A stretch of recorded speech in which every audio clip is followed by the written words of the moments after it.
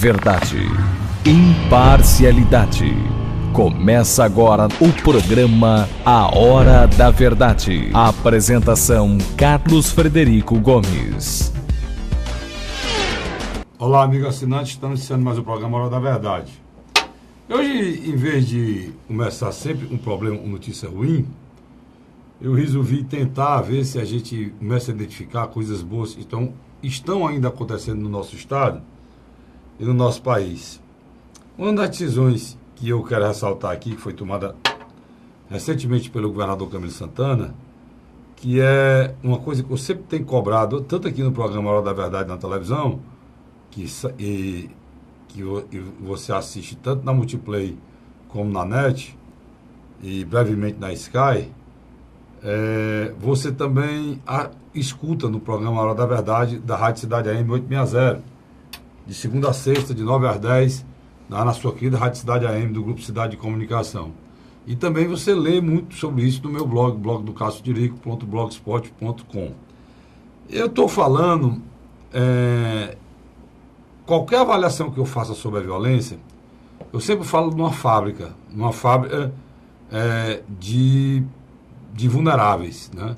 Essa fábrica de vulneráveis, ela existe pela degradação da família. Já eu vou falar sobre o assunto, eu ia sair de casa e vim, não acreditei. Já eu falo sobre isso dentro desse contexto.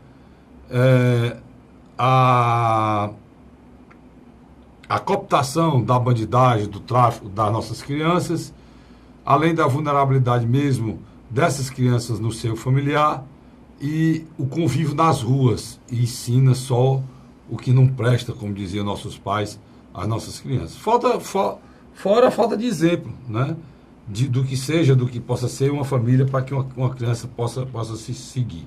Nós estamos falando de crianças que começam a ser molestadas com 2 anos de idade, 1 ano de idade, com 6 meses até bebê, que cresce sendo molestada, muitas vezes por parente, muitas vezes por tio, muitas vezes por sobrinho, por primo, não importa o grau de parentesco, muitas vezes pelo pai, né? E na maioria das vezes por padrastos ou madrastas que são colocadas dentro de casa. Isso é terrível, isso é uma tragédia da infância brasileira que precisa ser cuidada e precisa ser resguardada. A gente pode botar tudo isso na conta do poder público? Não deveria, mas é a única solução. Por quê? Porque não resta outra solução. E quando o cidadão paga imposto, e a gente paga imposto em tudo, na hora que eu estou falando e com você está me escutando, você está pagando imposto. E muito. Você está pagando imposto da sua energia, você está me escutando gastando energia. A própria televisão que está me filmando aqui nesse exato momento, ela paga imposto para poder funcionar, ela paga imposto para os funcionários estarem aqui nessa televisão. Enfim, qualquer atividade que você faça, da hora que você acorda até a hora que você vai dormir, nesse país se paga imposto. E esse imposto, ele tem que voltar de alguma forma para você. Se não voltar diretamente para você, que volte para o seu país, que volte para a população, que volte para a comunidade. No caso, nós estamos pedindo que ele volte para quem precisa. Quem precisa mais de apoio, quem precisa mais de carinho, quem precisa mais de acolhimento, quem precisa mais de guarida do que uma criança.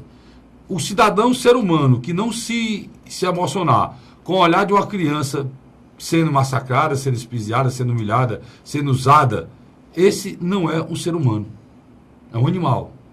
O ser humano, eu digo sempre que Deus fez os seres humanos e colocou na Terra. Mas os seres humanos que Deus quer na Terra são as crianças. Depois é que é desvirtuado.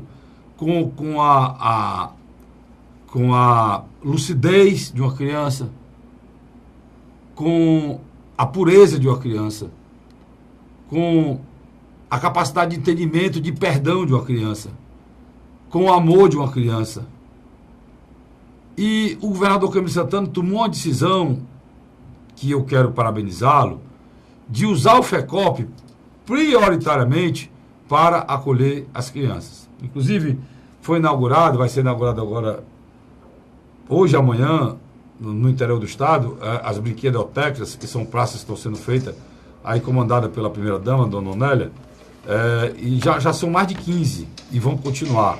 E eu quero parabenizar o governador Camilo Santana, e não fique só aí não, governador. Porque o caminho exato para a gente buscar a paz e trazer a segurança e a tranquilidade ao povo cearense é justamente a gente parar e retirar essas crianças desse estado de vulnerabilidade no caminho da droga. Nós temos um problema sério nesse país. Nós temos uma estrutura grande querendo destruir o seio familiar. Eu ia saindo agora de casa e eu estava assistindo a sessão ao vivo. Agora eles são igual a gente, vive atrás das câmeras, do Supremo Tribunal Federal. Estava lá uma advogada defendendo a causa de várias entidades, entidade de direitos humanos, entidade de mulher, entidade de sei de quê. É impressionante desse Brasil que essas pessoas que se juntam e botam um CNPJ de uma ONG, elas se acham as pessoas mais merecidas do mundo. Elas estavam discutindo o seguinte, elas estavam dizendo que elas estavam colocando a seguinte coisa. Tinha uma louca lá dizendo o seguinte: olha, foi feita pesquisa que 60% do povo, do eleitor brasileiro, tinha coragem de eleger um negro, 55% tinha coragem de eleger uma mulher, 36% tinha coragem de eleger um homossexual, mas somente 2% votaria no ateu para ser presidente da República. Isso não pode, para você ver o grau, olha o que essa mulher está dizendo, o grau de discriminação que se faz quando se coloca numa lei que pode haver educação religiosa de forma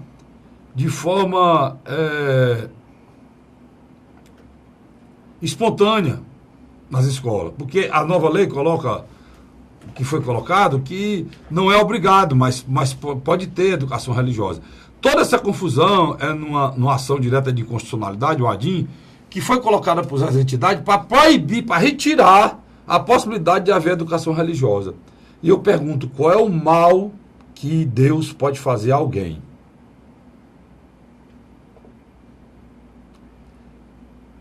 Elas estão revoltadas, essas criaturas, porque você pode criar dentro do seio da família que Deus existe, e que é o bem, e que pode ajudar alguém. Isso é revoltante. Eu fico impressionado como eles não se revoltam e não se avoram contra. Nós estamos falando de direitos e garantias individuais. Na nossa Constituição Federal, se não me engano, o artigo 5º, né, das garantias individuais, que replica o que foi decidido, o que foi na Carta Universal dos Direitos Humanos. Pronto. Eu quero saber se você não se preocupa com as garantias individuais das crianças, que são todo dia vilipendiadas, destruídas, e vocês não fazem nada. Não tem nenhuma ação direta de constitucionalidade em relação a algumas atitudes que foram tomadas que prejudicam as crianças do nosso país, tá certo? Como o próprio ECA, que passa açúcar em criança para poder a bandidagem carregá-los para o caminho da impunidade, transformar a nossa criança inimputável, e essa inimputabilidade dela faz com que essas crianças sejam recrutadas para o tráfico, porque elas matam, não acontece nada, elas assaltam, não acontece nada, e isso, em vez de proteger a criança, fez com que a criança fosse um artigo do tráfico e da violência necessário.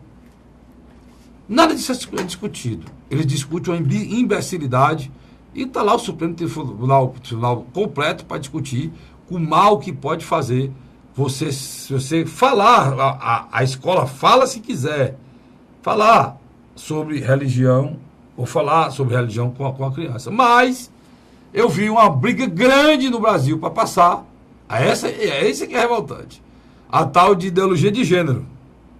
Lá vem a esquerda de novo. A esquerda que briga com a religião, para que não se fale em Deus nas escolas, é a mesma esquerda que queria dizer para a criança que ela pode ser um menino ou uma menina, que ela é um girino. O girino é o sapo pequeno, para você possa entender. É o nosso sapinho pequeno.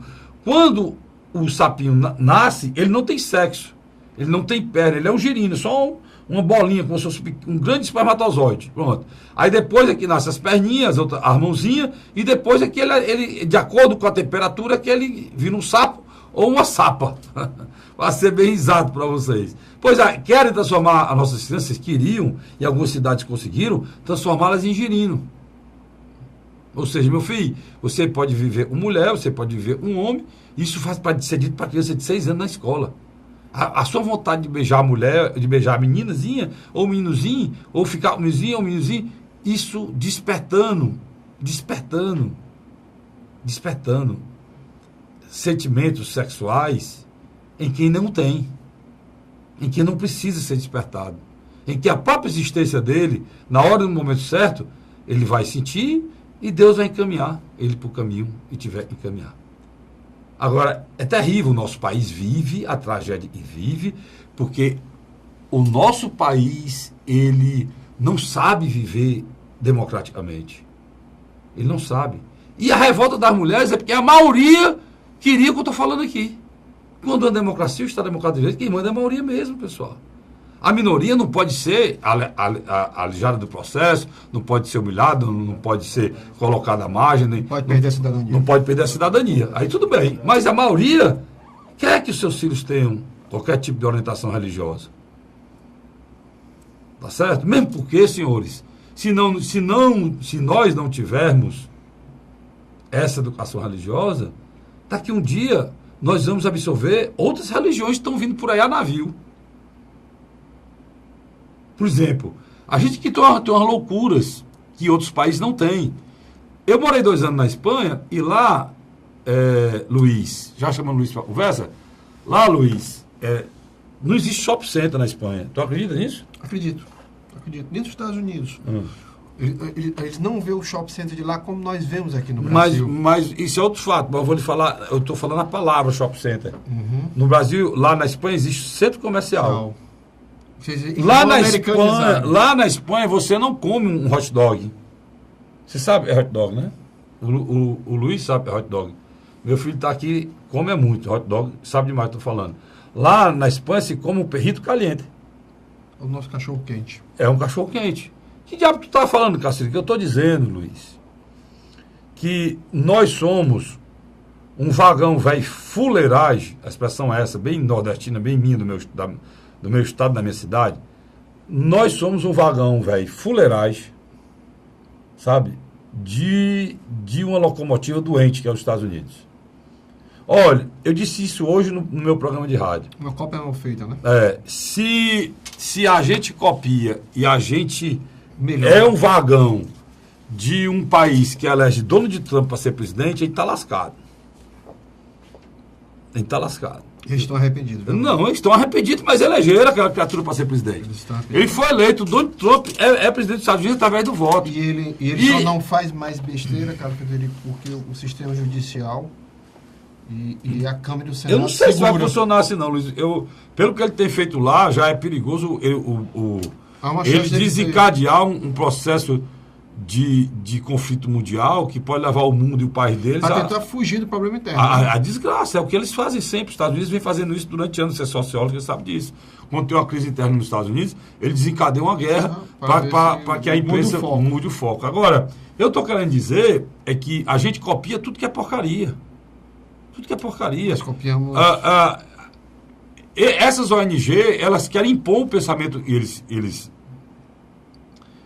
pseudamente acham que é correto, ou não sei onde eles pegaram, eles são donos da verdade, e querem impor.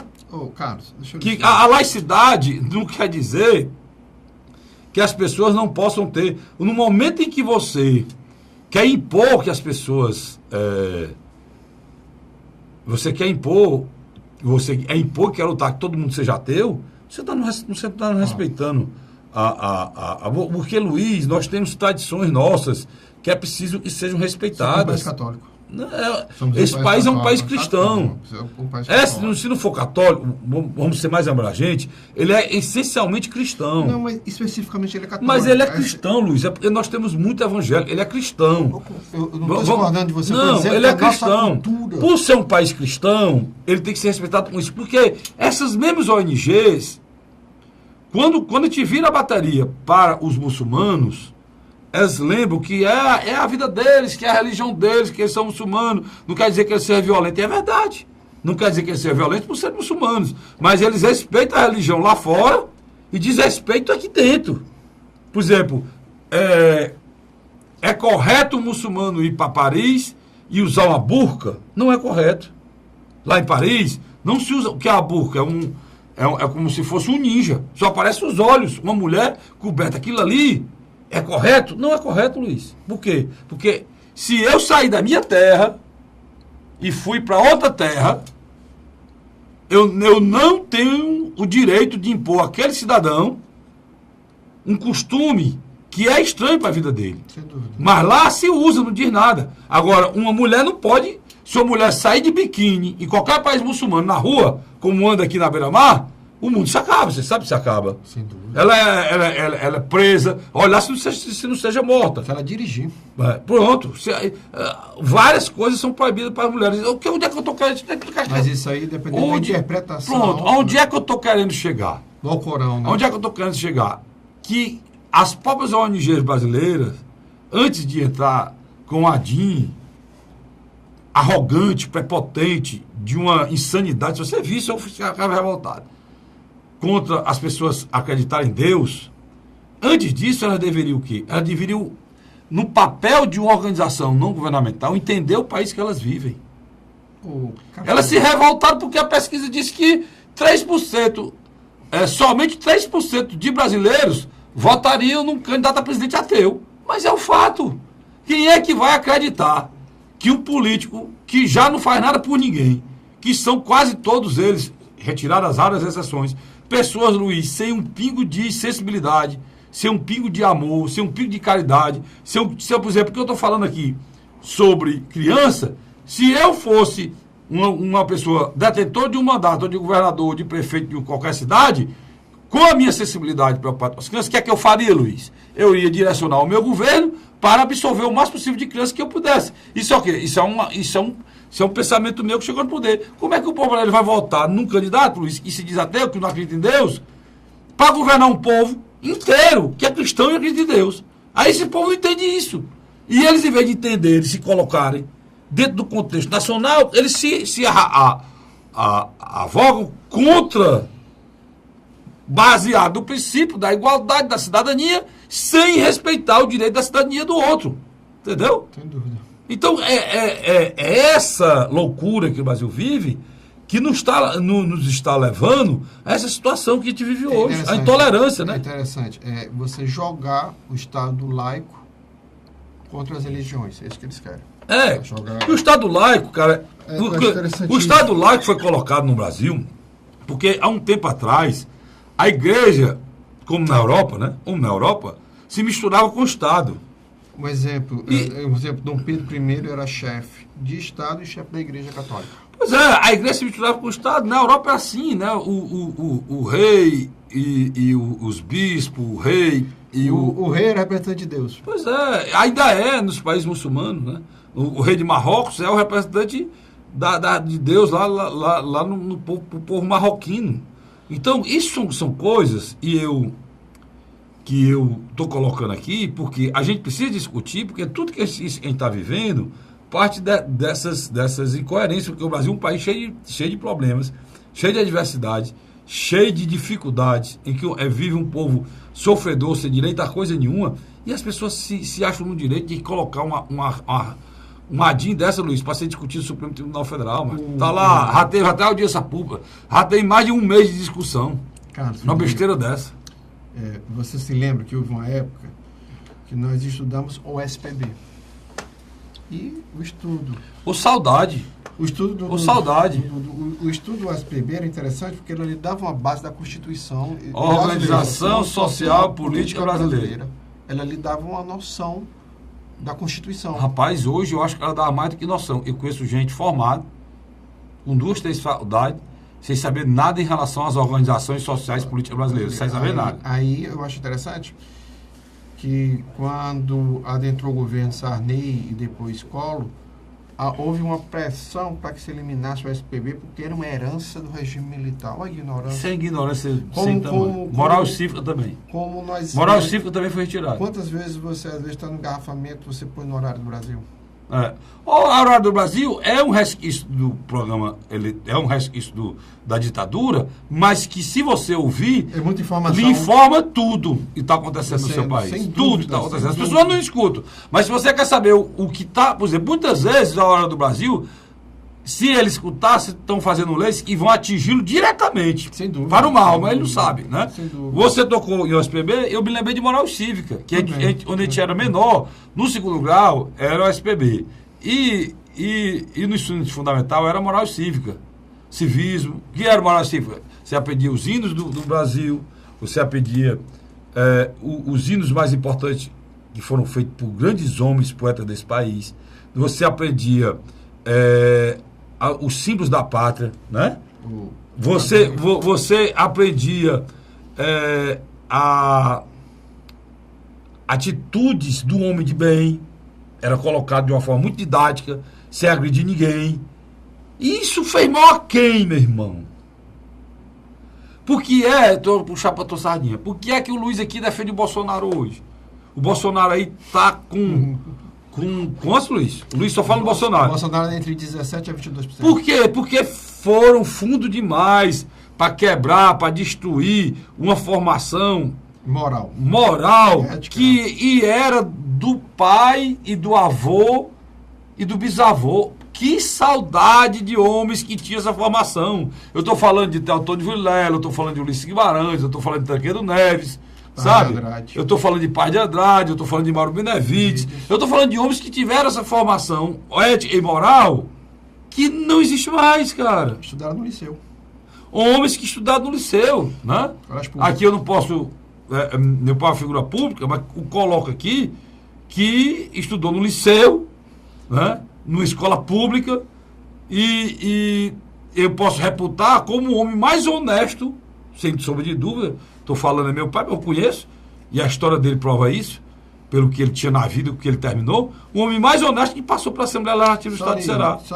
Agora, ele é fruto de quê? Essa honestidade, esse caráter, essa dignidade, de uma formação familiar, moral, cristã, que destruíram. Aí você, o que é que está acontecendo com o Brasil? Você quer o quê, Luiz? Como é que você quer resolver o problema da violência desse país? Se você tem milhões de crianças, o sexto terminou agora aqui, fizeram a projeção, nós já somos 207 milhões, né, de brasileiros. Né? 207 milhões. Você quer o quê? Você quer, Luiz, e nessas crianças de rua, muitas delas humilhadas, usadas, abusadas sexualmente. Muitas delas muitas delas humilhadas pela força, pela peia, pela ignorância de gente inescrupulosa, gente cruel. Você quer falar o termo família desestruturada. Não, como é que você quer que dessas crianças que estão vivendo esse grau de vulnerabilidade e violência, dali saem o quê? Padres, engenheiros, cientistas, físicos. Irmão, aí você diz, o que é que está acontecendo? O que está acontecendo o quê, cara? Crack, né? Nós temos uma legião de crianças na rua. Os órfãos do crack. Legião de crianças. Se passa aqui nas praças aqui de Fortaleza, se vê famílias inteiras morando e vivendo na rua, feito cachorro. E se o brasileiro achou que tudo isso é normal, eu repito, isso não é normal nem aqui, nem em lugar nenhum. Porque a gente começou a aceitar coisas normais que são verdadeiramente absurdos. A vida na nossa cidade, o ser humano é tratado como inseto. Eu nem falo num boi, nem falo num bode, matar um bode, eu não falo, nem falo num cachorro, não. Porque se matar um bode, vai dar um problema na vigilância sanitária, porque só pode ser lá no frigorífico. Se matar o cachorro, vai dar um problema com a ONG que protege cachorro. Mas se matar o ser humano, não dá problema de nada. De 1.000 assassinatos, só 800 só 200 são investigados. 800, Luiz, é como matar uma barata, cara. Cada dia que passa, vivemos uma guerra, né? Uma guerra urbana, né, Carlos Frederico? Literalmente, dependendo do bairro, você não pode atravessar para o outro lado. Se você é morador. Você mora numa determinada região, tem um posto de saúde perto, mas você não pode, porque uma determinada gangue já avisa se você é daquela região, não pode usar aquele aparelho do Estado. E onde está o Estado? Se os aparelhos do Estado, se os programas do Estado, se as políticas públicas do Estado, a gente adora essa palavra, não podem ser mais usadas porque as comunidades não são... Carlinhos. As comunidades só usarão essas políticas públicas, isso é muito lembrar isso. se a bandidagem permitir. Você pega... Ou seja, uma casa, Minha Casa Minha Vida, se o bandido quiser, eu fico nela. Mas se ele não quiser, eu perco ela. Você desce ali no terminal do Papicu, do Parangaba, o próprio Siqueira. Você conversa com os trocadores e os motoristas de ônibus, é cotidiano deles, a questão do assalto, os relatos. E eles conhecem até, em determinados trechos, quem são os bandidos que vão assaltar eles. Quer dizer, a banalização da criminalidade, do mal, uma coisa assim. Eu nunca pensei em dizer isso, Luiz, eu não falo mais nem assalto. Assalto, para mim, é uma coisa já não é aceitável, mas eu me preocupo muito, a gente está chegando agora, no mês de agosto, com 2 mil assassinatos. Nós vamos chegar a mais de 4 mil... Brincando.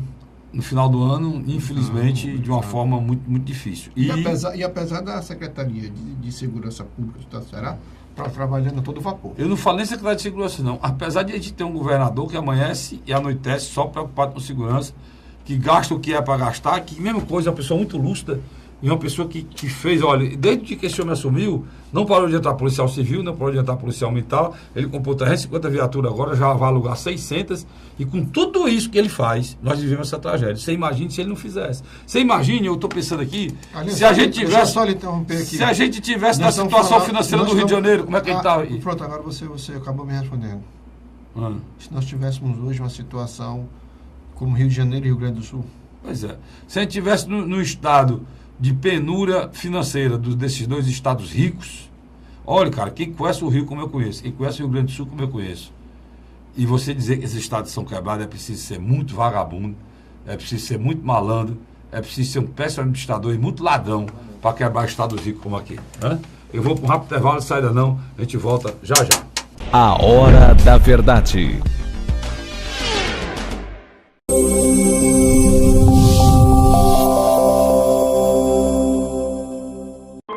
A Assembleia Legislativa começou a campanha Ceará Sem Drogas. A discussão vai ser levada para todo o estado, prevenindo a população e buscando soluções para resolver o problema. Participe da campanha. Juntos ficamos mais fortes para combater essa verdadeira tragédia que destrói famílias, futuro e muitas vezes a própria vida. Ceará Sem Drogas, uma luta de todos nós. Assembleia Legislativa do Estado do Ceará. José de Arimanteia, Uruoca. Acordo 8 horas, 9 horas, aí carrego o carro e vou lá pegar água. Aí sai distribuindo os comércios. Estrada dessa, para gosto de você andar. Você não gasta pneu, tem economia no bolso e anda rápido. Sertanejo pega uma estrada boa, fica feliz, fica contente. Assim como o trecho que liga Uruoca a Martinópole, o governo do Ceará está fazendo mais de 1.000 quilômetros de estradas mais importantes da vida de muita gente. Governo do Ceará.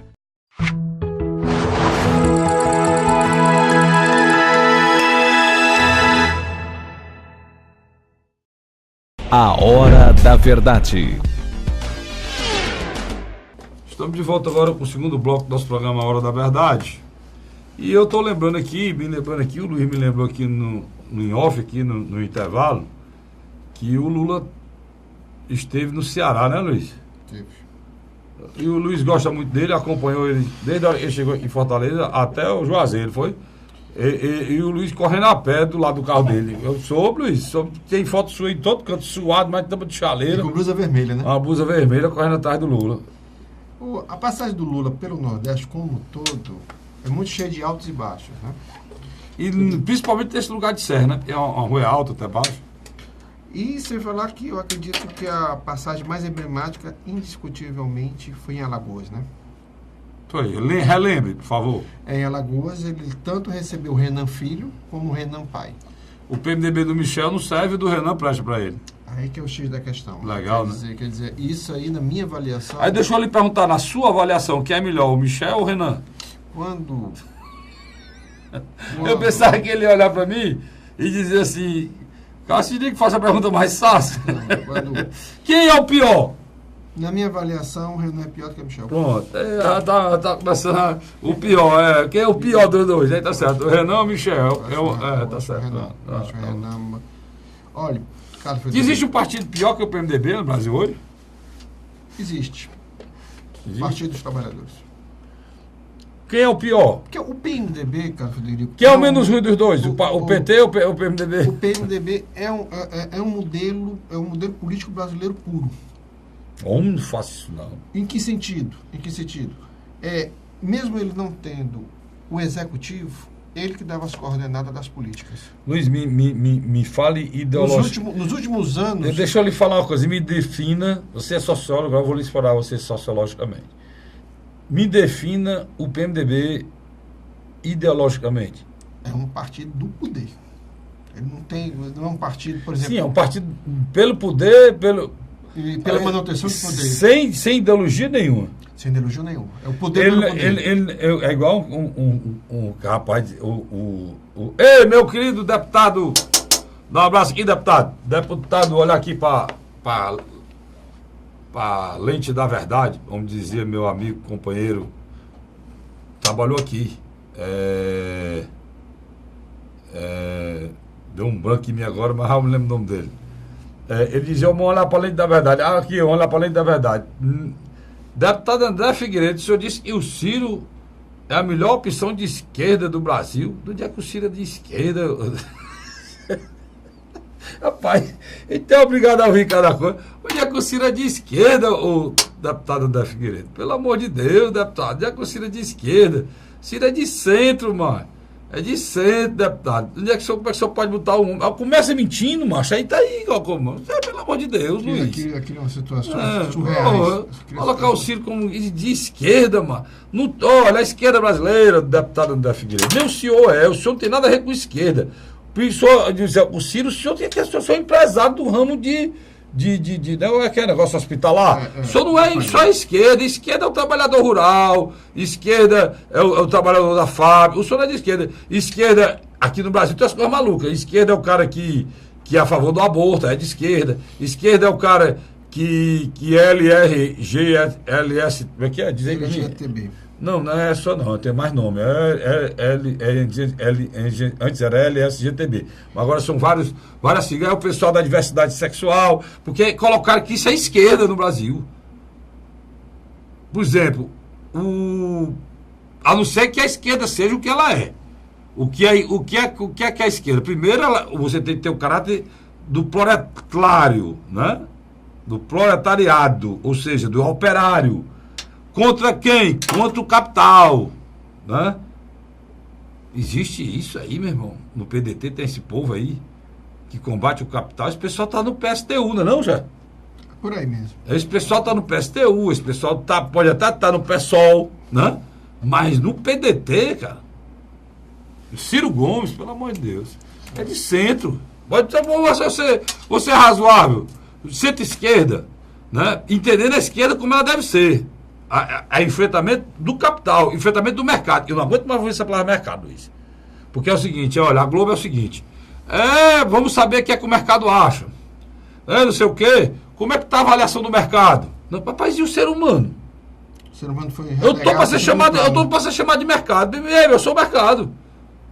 Porque o mercado, como é que vai se reagir à questão de manter o benefício de uma viúva? Como é que o mercado não reagiu bem à manutenção de que a viúva e o marido possam se aposentar? O mercado é que define como é que vai ser a questão social nesse país. O mercado ficou feliz porque haverá as privatizações. Pronto. Os caras vão vender a Eletrobras.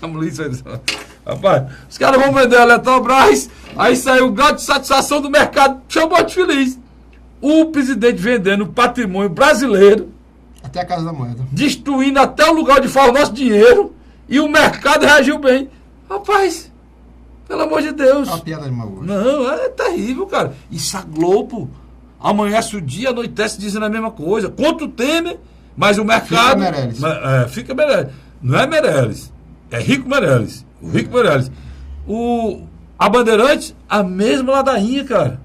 A Record, a mesma ladainha. A Rede TV, a mesma ladainha. Até a TV Cultura. Até a TV Cultura, muito bem, Luiz. Tá na mesma... Todo mundo em cima... rapaz, quer dizer que a propaganda de vocês compra até o editorial? Na realidade, o mercado... Não, meu amigo, o cara bota propaganda aqui no programa da verdade Ele passa a propaganda dele, ele não compra o pensamento do programa, não. Aqui se discute o programa. E o programa tem credibilidade. No dia que tiver que ser feita a defesa de um assinante meu, de um patrocinador meu, essa defesa será feita com credibilidade, porque esse programa tem credibilidade. Aí é outra história, né, Luiz? Ó, Carlos, retornando, quando o presidente Lula subiu no palanque com o Renan Calheiros, causou um mal-estar muito grande. Mas o maior mal-estar não foi causado aqui no Nordeste, não. Foi causado no Rio Grande do Sul. Ciro Gomes estava dando uma palestra. E bem objetivo ele disse, poxa vida, a gente fica o tempo todo dizendo que o PMDB é um partido formado por pessoas que não são de boa índole. A gente defende o Lula e o Partido dos Trabalhadores, enquanto eles estão votando por debaixo dos panos junto com o presidente Rodrigo Maia. Ele abriu o jogo e disse, eu estou cansado de defender o Lula. O Lula faz um discurso aqui, chega em determinada região, abraça quem teoricamente é nossos inimigos. E o Ciro está coberto de razão, mas me perdoe, o meu... Não, fica à vontade. Não, você não. Me perdoe, meu amigo, parente Ciro Gomes, de uma coisa que eu vou dizer. Eu sei que o senhor não constatou isso agora. O senhor não é inteligente demais para isso. Né? Talvez o senhor não tenha falado outro para interesse eleitoral, político, eleitoral. O senhor queria que o presidente Lula ele apoiasse, né? Não poderia ser candidato, ele apoiasse. O senhor está vendo? E se o senhor não for candidato, pode ser qualquer um, menos o senhor. Já fez uma vez isso com o doutor Ciro, fez o doutor Ciro transferir o título daqui para São Paulo, fez o Ciro de besta, e agora de novo. Então, se o senhor tivesse feito como meu pai disse, né? Como meu pai dizia para mim, né? Bote aí o cavalo na chuva e vá à luta, aí tudo bem.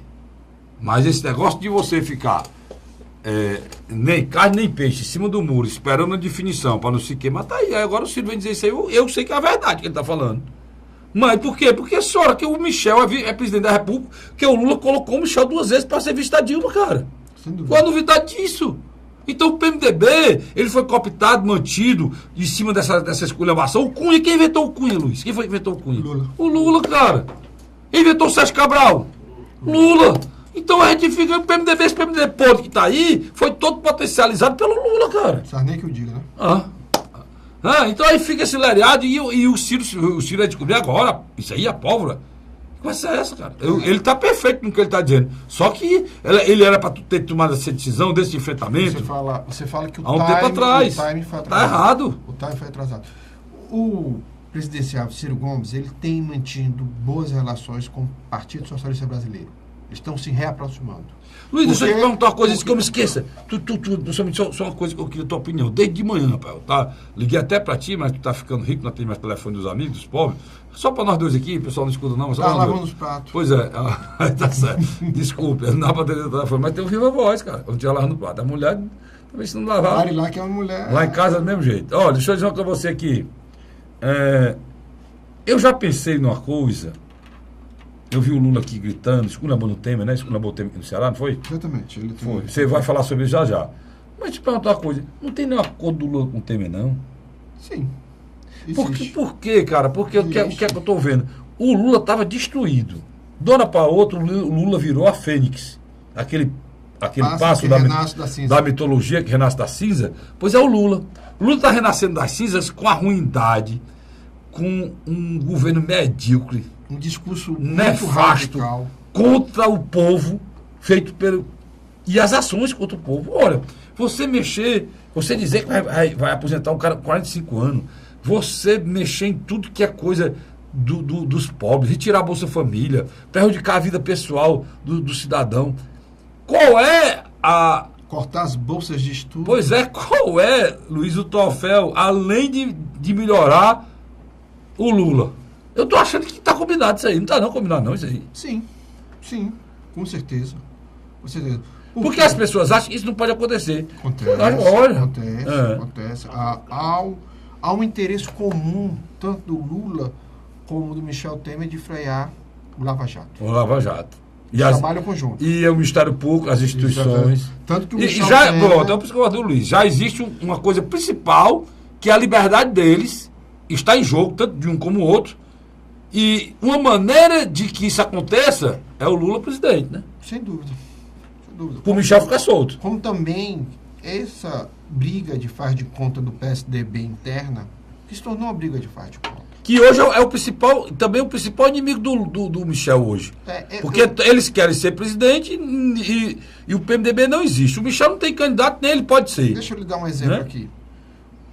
Chegou-se a um consenso que o Tasso fica presidente até dezembro, mas não deixa os cargos. Sim, aí terminou não resolvendo nada. O Tasso continua como presidente, desmoralizado, porque os caras continuam lá com o ministério mamando. E tem que apartar esses garrotes, mas garrotes daquele tamanho, mamando nas tetas do governo vagabundo, corrupto. Como é que o PSDB vai falar em aparelhamento, em moralidade, em ética, em cooptação, em fisiologismo, em que esse partido? Tem um detalhe... Quem é o partido que mais questionou fisiologismo? E tem um ovo da serpente. Governo de cooptação. E tem um ovo da serpente dentro do PSDB. Ixi, aí eu me preocupei. João Dória. Não, o João Dória é um cara. João Dória é um cínico midiático da pior espécie. É o ovo da serpente cínico, interno. É o ovo cínico. Olha, aquele cara, além de ser cínico, ele é o quê? Ele é cômico. Cômico. Ele é ridículo. Pronto, ele é ridículo. O cara não é político, certo? Faz política. Não é político, ele não é político, ele é gestor. Ele é gestor. É o João Trabalhador. E ele é o exemplo de um político mais sacana, a expressão correta é pragmático. Aquele cara que só pensa em si mesmo. E carreirista da política brasileira. É um cara que com 6 meses, não, com 4 meses já começou a atrair a criatura. Que é o Geraldo Alckmin. A criatura começou a atrair o criador, que é o Geraldo Alckmin, em 4 meses. Com 4 meses, 6 meses de prefeito da principal cidade da América Latina. Só disputa com o México, que é São Paulo. Pois esta criatura, ele já rompeu com o criador, já é candidato a presidente, já abandonou a cidade dele. Ele já passou em quantos estados nesses últimos 20 dias? Entre 5 a 6 estados. Ele está rodando o Brasil todo às custas do dinheiro público da Prefeitura de São Paulo, abandonou a Prefeitura, derrubou prédio em cima de pobre de viciado, quase mataram um bocado lá. Rapaz, e ainda disse que não é político. Ele é um dos piores políticos que tem no Brasil. E é o cavalo de Troia do Michel Temer, né? Você vê, olha, o deputado Eli Aguiar disse que o Ciro Gomes era traidor porque teve esse problema no final com o Tasso, né? 2010, né? O Ciro recebeu o governo do Tasso, passou 4 anos e entregou a quem? Tasso Gereissati. O Tasso foi candidato depois de novo à reeleição, o Ciro votou em quem? Tasso. O tempo todo tiveram junto e o Tasso também. Quando o Ciro foi candidato a presidente, o Tasso apoiou quem? E aí, depois de vários anos, por uma querela uma contingência nacional. E um esquema montado pelo próprio Lula, e veio botar o dedo aqui para bagunçar o negócio, foi que houve aquele problema. E vou aqui, o deputado ali, contar a história para o senhor. A decisão não era dele, a decisão do ex-governador Cid Gomes, que era com quem Lula conversava. O Lula conversava com o Ciro para decidir nada do Ceará, não. Você já fez a explicação de como é que funciona a mente dos 3 irmãos? Já fiz completamente. Ciro tem apreço e gratidão ao Tasso, o Cid acompanhou o processo, o Ivo é totalmente ligado dessa história. E é preciso que as pessoas saibam. Eu só fico falando no rádio, na televisão, na tribuna da Assembleia, coisas que não são verdades, né? Porque o que é que você avalia se o cara é grato ou não? Se eu recebo o poder de uma pessoa que me elegeu, se eu entrego o poder a ele, eu devolvi, cara. Daí pra frente, pronto, mas devolvi. Isso dentro de uma história de uma relação de reciprocidade. Mas e ninguém tem a obrigação de devolver nada a ninguém, porque isso não é um celular, um tablet desse, um iPhone desse, um iPad desse aqui do Luiz, né? Caríssimo, por sinal. Não é um bicho desse aqui, não, mas que você pega e passa por outro. Nós estamos falando do Estado, estou falando da Prefeitura. Estou falando de uma instituição, nós estamos falando de uma nação. Isso não existe. Mas dentro da regra política, isso foi correto. Pode haver reaproximação, viu, Carlinhos? Não sei. Pode haver reaproximação. Eu sei que foi muito ruim para o Estado do Ceará. Talvez não haja ódio. Aquele ódio. Não. Do Ciro com o Tasso, Eu tenho certeza que não há, não. Eu acho que não há ódio. Mas do Tasso com Ciro, eu acho que já tem. Com Cid, né? O Tasso com Ciro, eu acho que, a não ser que o Tasso aceite a explicação do Ciro. Mas se você partir de um princípio que o Tasso, a única eleição que o Tasso perdeu foi essa. Eu me lembro, cara, aqui mesmo, não sei se foi aqui nesse programa que eu disse, o programa estava na época, depois saiu, né? Primeira versão. Ou foi no meu programa de rádio. Foi aqui. O governador, o senador Tasso Gereissati disse que não queria mais ouvir falar em política. Você presta atenção como as pessoas são. Ia cuidar dos netos. Ia cuidar dos netos. Nunca mais na vida ele se meteria em política. E eu disse, mas repeti em uma semana direto. Senador, faça isso não, senador. Não diga isso não. O senhor, na primeira derrota que o senhor teve, o senhor disse que não quer mais saber de política, ou não cursa para cima, para não cair na testa. O senhor não vai cuidar dos seus netos, não. Já o senhor está de volta. Feito, 4 anos depois foi candidato e o povo cearense fez uma espécie de um desagravo e o elegeu senador. E eu vou dizer uma coisa, é muito importante algumas coisas que a gente tem que entender no Ceará politicamente, é importante eu ressaltar isso aqui. Nesse momento esse momento difícil da vida nacional, todos os políticos que tiveram ou que tiveram ou detêm mandato atualmente, todos eles estão expostos, estão com as vísceras expostas, principalmente os que estão no olho do furacão como o Tasso. Se esse senhor, Luiz, você concorda comigo não, eu terminar, tivesse alguma mácula para ser mostrada, para ser divulgada, já teria sido, né, Luiz? Sem dúvida, sem dúvida. O Tasso, na minha avaliação, nesse aspecto, hoje é uma das poucas reservas morais da política nacional. O ruim para o Tasso e para o Brasil é que ele não tem o recall, ele não tem a capilaridade que um Ciro tem, né? Todo mundo sabe quem é Ciro Gomes no Brasil, mas nem todo mundo sabe quem é Tasso Gereissati. Isso é verdade. Então, essa é a grande diferença. Mas se você tivesse um Ciro Gomes e um Tasso Gereissati junto hoje, com esse mesmo recall e a capilaridade, para o Brasil seria. O Ciro é outro exemplo de um homem público que já foi deputado estadual, já foi deputado federal, já foi prefeito de Fortaleza, já foi governador do estado, já foi ministro da Fazenda, já foi ministro da Integração Nacional, já foi secretário de Saúde. Esqueci de alguma coisa, chefe? Não. E esse cidadão não ter uma coisa contra ele, no momento... É o seguinte, esse momento, quem tiver podre, vai aparecer. Né? Quem for podre que se quebra. Não, e vai aparecer a podridão. Então, os políticos que estiverem passando por essa quadra sem ser exposto nada deles, são políticos realmente sérios. Antônio Palocci que eu diga, né? Os caras que eram todos poderosos aí, viraram água, se derreteram, viraram melancias, sumiram. Esse todo poderoso Antônio Palocci, eu não sei nem quantos anos esse homem vai ficar na cadeia. Se ficar igual, ou se você juntar os processos dele, e tá, toda a vida, fala, cita o nome dele, né? E a primeira pancada dele não foi no executivo, foi no judiciário. E no judiciário e nos bancos, né? Nos bancos. E não saiu nada até agora, Luiz. Detonaram a delação do Palocci, porque ele falou de pessoas intocáveis. Judiciário e bancos privados. Mercado. Famoso mercado, né? E além de tudo isso, Luiz, ainda tem uma coisa, a gente foi muito analisar essa história do Michel e do Lula. A gente pode aqui estar antecipando uma coisa, olha, o próximo ano é 2018, deixar logo aqui no ar. Vocês podem ver esse filme em 2019, o Lula abraçado com o Michel e defendendo o Michel, né, Luiz? Sarney que eu diga. Sarney que eu diga. Isso eu gosto do Luiz, gente é inteligente, né? A gente sente o Luiz aqui, não tinha condição. Né? Imagina que o Sarney com 90 anos ainda faz um estrago desse, imagina esse homem com 60.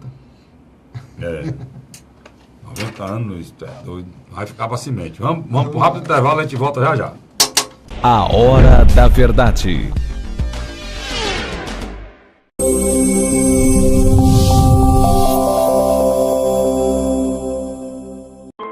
A Assembleia Legislativa começou a campanha Ceará Sem Drogas. A discussão vai ser levada para todo o estado, prevenindo a população e buscando soluções para resolver o problema. Participe da campanha. Juntos ficamos mais fortes para combater essa verdadeira tragédia que destrói famílias, futuro e muitas vezes a própria vida. Ceará Sem Drogas, uma luta de todos nós. Assembleia Legislativa do Estado do Ceará.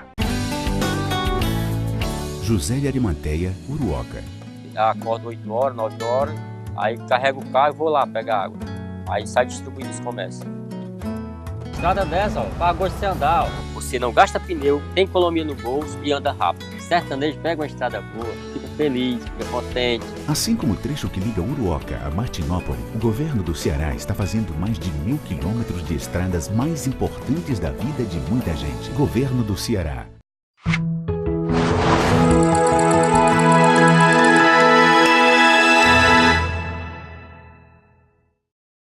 A Hora da Verdade. Estamos de volta agora com o terceiro e último bloco do programa A Hora da Verdade. Luiz, esse negócio não é o nome do bicho mesmo? Não, é porque eu já dei palestra do Sana, né? Eu dei uma palestra sobre Harry Potter e eu estou aqui na presença do meu amigo Diego e a gente estava falando sobre Guerra dos Tronos. Você é assim meio nerd mesmo, né?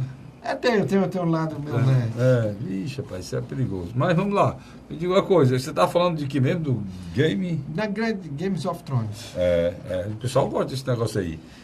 Eu estou atrás de traduzir todos os nomes desses seriados americanos para o português no Brasil. Porque no Brasil é o seguinte, interessante. O brasileiro ele tem uma frase bonita sobre isso. Ele diz assim, ó, nós tem que aprender inglês, porque português nós sabemos. Então, os caras não falam nem português, mano.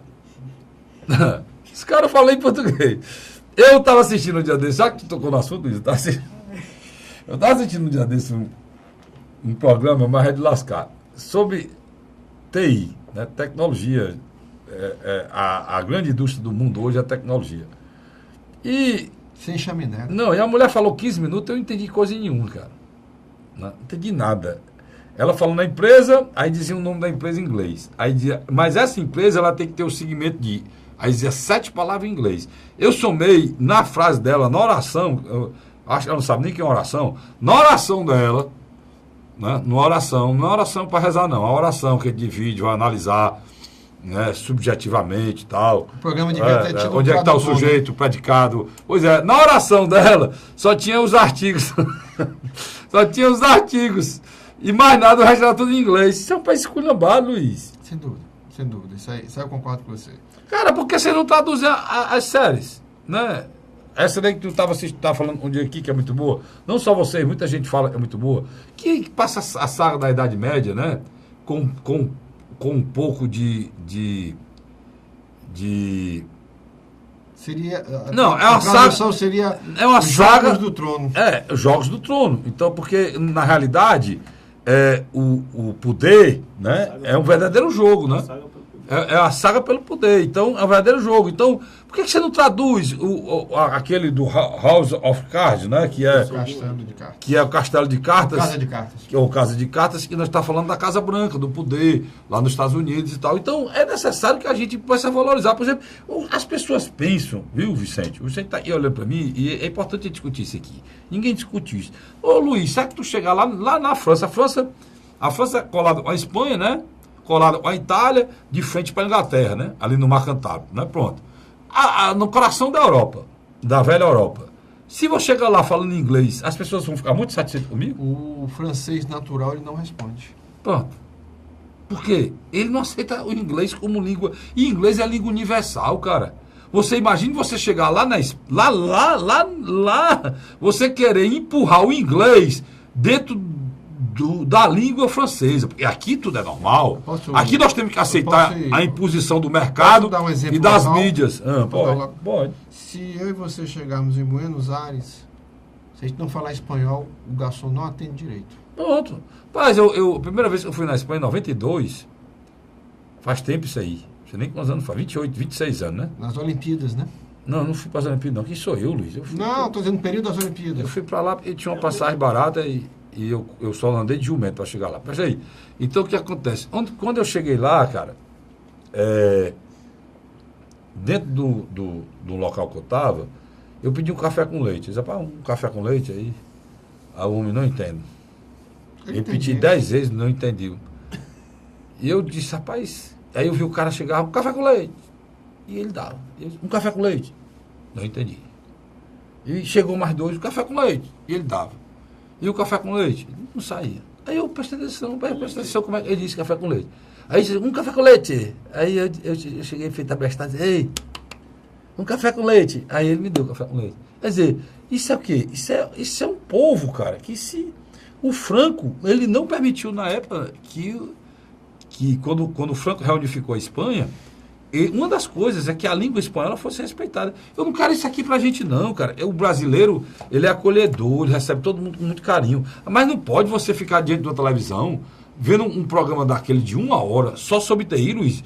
Você não consegue entender. Eu juro por Deus, cara. Você não consegue nem entender. Eu quero entender qual é o tipo de empresa e os caras nem se preocupam em traduzir aquilo como se o cidadão nascesse com aquela informação, falando inglês, cara.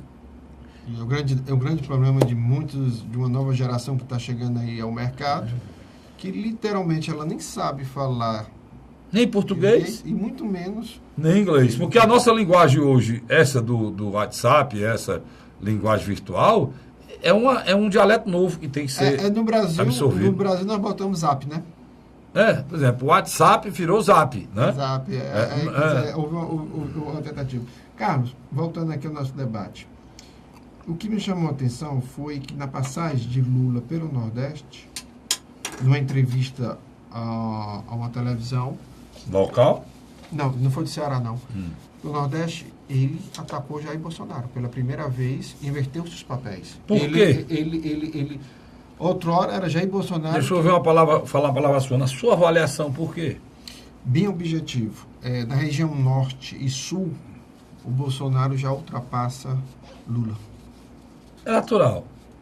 Na região sul, né? Ele é muito mais desgastado que aqui, né? E sobre isso, Luiz, eu vou... E Centro-Oeste? Não vão gostar de mim, vocês. Vai ter que ficar gente do PT com raiva de mim, mas não me interessa. Me interessa. Eu vou dizer o que eu disse sempre, não vou fugir. Estou pouco interessado se vão gostar ou não vão. Porque eu acho que a gente tem que ter honestidade de princípio no que pensa, no que fala. Eu acho que o PT... poderia ter feito um programa igual como o PSDB fez.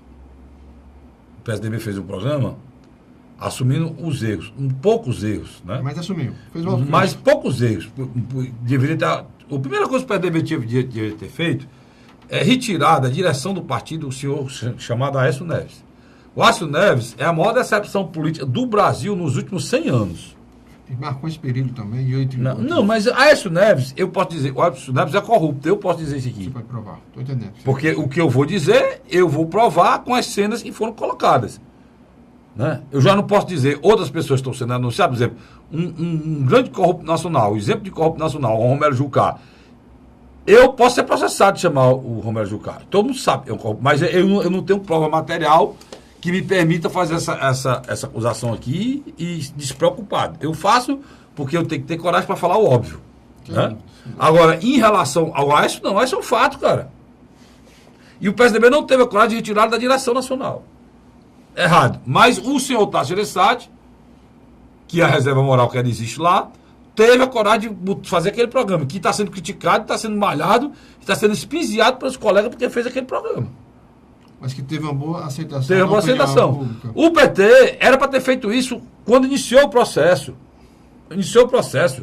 Olha, você tem o presidente do BNDES preso no tempo da Lula e do Dilma. Você tem o presidente do Banco do Brasil preso no tempo da Lula e do Dilma. Você tem o presidente da Caixa Econômica preso no tempo da Lula e do Dilma. Você tem os três últimos tesoureiros do PT presos do tempo da Lula e do Dilma. Você tem líder do governo preso.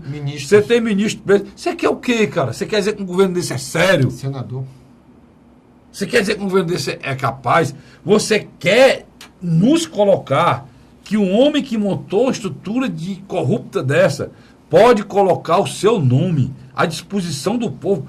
Irmão, se isso acontecer, e aí é o que eu queria que acontecesse. O meu sonho é que o Lula seja candidato e o povo brasileiro diga para ele, presidente Lula, o senhor fez algumas coisas muito boas pelo Brasil. O senhor fez o ProUni, o senhor transformou o salário mínimo em $300, o senhor conseguiu levar energia para a casa do pobre na zona rural, o senhor conseguiu fazer a cestagem de placa e deu a condição do cidadão nordestino beber uma água de qualidade, não tomar aquele suco de ameba que ele tomava ontem, mas o senhor não tinha o direito de destruir o Estado Democrático de Direito brasileiro. Porque no momento em que você despreza tudo que é lei, monta um esquema de corrupção envolvendo todas as principais empresas brasileiras e criando um monstrengo como esses irmãos Batista e como um imoral, né, desse Marcelo Odebrecht, o Léo Pinheiro e muitos outros sendo partícipe dessa imoralidade criada pelo Lula, Luiz, você desmonta o Estado Democrático de Direito brasileiro. Se esse cara voltar para o poder, é dizer assim, olha, o Brasil não tem lei. Não é passar o país ali. O povo brasileiro não tem cidadania. O povo brasileiro retornou para o poder um déspota corrupto que roubou o país. Era como o Maluf voltava... O que é que eu estou fazendo aqui agora? Eu acabei de dizer que meu programa, ele é discordância e ninguém compra o meu editorial. Eu estou discordando plenamente do governador Camilo Santana, que o recebeu aqui no Ceará. Não é? Eu discordo plenamente do governador, porque o governador deveria, porque para o governador é uma das reservas morais do PT. Sabe? Como Paulo Paim. Camilo Santana, Paulo Paim. Paulo Paim deveria ser o candidato a presidente do PT. O Camilo Santana tem mais do que handicap para ser o candidato a presidente do PT. O Lula tem nome, mas o Lula não pode ser, meu irmão. Não pode ser. O presidente Lula, ele retirou a esperança do povo brasileiro. Quem está falando aqui votou nele 2 vezes. Né? O governador... Ele está falando aqui, sou eu que votei nele 2 vezes. Por quê? Porque eu fui uma das pessoas e disse, olha, a esperança não pode ser derrotada pelo medo. Hoje, meu medo é que nos engane outra vez com esperança falsa. Né? E é o que está acontecendo. Novamente, querem nos enganar, meu medo, com esperança falsa. Porque, como eu discuti com o Lula, olha, tá te elogiando aqui. Como eu discuti com o Luiz aqui. O Luiz também, Luiz Inácio, Luiz, tudo é a mesma coisa. Eu discuti com o Luiz nesse estado aqui. Luiz, que foi que a gente colocou aqui? Que essa coisa pode ser uma grande enganação junto com o Michel, né? É verdade, no segundo bloco, né, eu fiz essa colocação, porque eles estão juntos em alguns aspectos, em algumas frentes, principalmente para tentar barrar o avanço do Lava Jato. E principalmente agora tentar também transformar o Ministério Público no ser público, né? Para não sair mais nada de lá contra eles. Porque eu vou lhe dizer uma coisa, eu não tenho dúvida não. Saiu o Janote, a Raquel Dodge continua o mesmo processo. Ela é séria. Ela não vai simplesmente dizer sim, senhor, ao Michel Temer, não. Eu acho que existe como hoje... Mas ela não precisava, ela é uma mulher, além de ser mulher, não precisava visitar o Michel Temer meia-noite lá no Palácio do Jaburu, não. Causou uma má impressão. Como também causou uma má impressão... Luiz, nem sempre o que a gente vê é o que parece. Mas também como... Nem sempre o que parece é o que a gente vê. Eu digo para você o seguinte, eu agora só vendo, estou igual São Tomé. Eu não acredito nesse país mais em nada e nem em ninguém. Você vê uma figura como Gilmar Mendes. Em nada nem ninguém. Padrinho de casamento de... E aí olha e diz, não, eu estou isento para julgar. Pelo amor de Deus, com relações... O Gilmar Mendes faz o que quer, que a lei no Brasil chama-se Gilmar Mendes. Ele não está nem aí para ninguém. Está igual aquele juiz que recebeu 500 mil e estava dentro da lei. Aí eu fui ler o artigo 37, inciso 11 da Constituição Federal. Leia você aí, procura o artigo 37, inciso 11 da Constituição Federal. Diz, olha, no Estado, município, Distrito Federal, remuneração de qualquer natureza. Mas qualquer tipo de remuneração de qualquer natureza. Não sobra nada, mas nem auxílio moradia, nem quinquênio, nem triênio, nada, qualquer remuneração de qualquer natureza, de fundação, de autarquia, e for do executivo, legislativo, ninguém pode ganhar mais de 33 mil reais nesse país, que é o salário do presidente do Supremo Tribunal Federal. É a magistratura toda. Eu quero um que ganhe 33 mil. Eu quero um promotor do Ministério Público que ganhe só 33 mil. Todo mundo ganha mais do que isso. E está todo mundo dentro da lei. Quem é fora da lei somos nós, né? Nós somos fora da lei. Agora, como é que você julga uma pessoa fora da lei? Se estando fora da lei, como é que você julga o outro? Daí a imoralidade agora, 102 mil estou devolvendo para o desembargador Carlos Feitosa, porque o cara foi afastado, porque vendeu sentença, foi afastado. Aí depois ele foi reintegrado, aí cobrou o tempo que ele ficou sem receber o salário o auxílio moradia. Meu irmão, se ele estava afastado das funções, como é que ele tem direito ao auxílio moradia? Ou eu sou doido? Deve ser doido. Né? Vamos terminar, Luiz. Obrigado, meu irmão. Né? A gente precisa colocar nos i, porque a justiça brasileira é o poder que pode resolver os nossos problemas. Por isso que nós temos que depurá-lo. Por isso que nós temos que respeitá-lo. Por isso que a gente tem que parabenizar os juízes de bem nesse país, que são muitos, os promotores de bem nesse país, que são muitos, esses meninos estão aí chegando com coragem, determinação de lutar pelos dias melhores para nossas famílias. E isso está certo. Agora, tem que vocês entender que você não vai mexer nos outros e esperar. O presidente da ACM, eu vou dizer ACM porque botar no jornal lá, mas o presidente da Associação dos Magistrados aqui do Ceará foi dizer, sabe o quê? Não! Estou fazendo isso retaliação. Retaliação, se você atinge o outro por erro, claro, há 3 anos atrás não faziam isso. Não faziam isso porque há 3 anos atrás não tinha nem um político do Brasil preso. Não tinha nem um executivo preso. Não tinha nem um legislador preso. Hoje tem. Então, se foi preso pela justiça, o pau que dá no Chico, dá em quem? Francisco. Então pronto, é o mesmo pau, meu irmão. Ora, muito engraçado isso. Hein? Houve uma invasão da Polícia Federal e do Ministério Público no Tribunal Regional Federal 5. Aqui em Recife, onde... Natal. Não, Recife, a 7, mas que teve também dirigência em Natal prendendo desembarcadores. Bom, encerrou, é coisa demais. Agradeço você pela audiência e está de volta aqui na próxima semana, se Deus nos permitir. Até lá.